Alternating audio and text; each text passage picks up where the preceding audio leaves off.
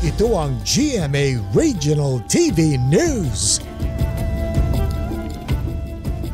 Apat ang arestado sa panloloob sa isang tindahan sa Florida Blanca, Pampanga. Sa Lawag, Ilocos Norte naman, nahuli kam ang paglimas ng lalaki sa pera ng isa ring tindahan. Ang mainit na balita hatid ni CJ Torida ng GMA Regional TV. Sa kuha ng CCTV, makikita ang isang lalaking pumasok sa isang tindahan habang walang bantay sa Lawag, Ilocos Norte. Nakasuot ng itim na damit ang lalaki at may takip sa mukha. Patingin-tingin siya sa paligid at maya-maya ay lumabas din. Matapos ang 5 minuto, bumalik ang lalaki. Pero iba na ang suot niyang damit, maging ang takip sa mukha. Nakasombrero na rin siya, pero pareho pa rin ang suot na tsinelas.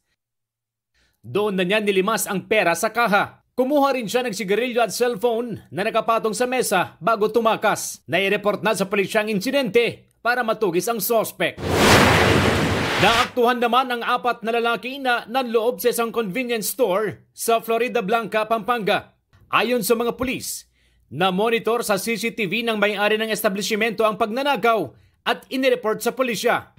Ngayon, sa mga oras na yun, nakita nila ang mga suspect na sinisira at nanloloob sa kanilang establishmento. Naabutan pa ng mga pulis ang isa sa mga suspect. Sa manhunt operation naman, nahuli ang iba pa.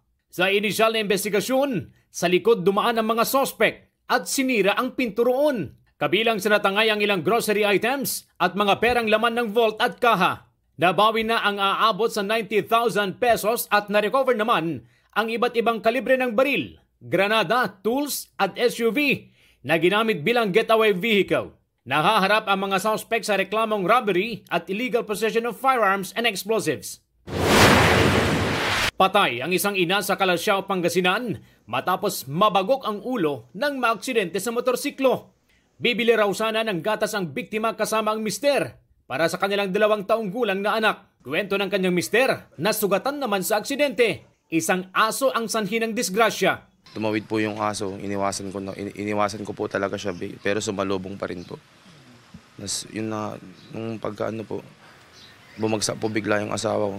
Sa ospital na nasawi ang kanyang misis. Ang nabundol namang aso, hindi na raw mahanap ng mga otoridad. May umiiral na aso mo itali mo ordinance sa bayan.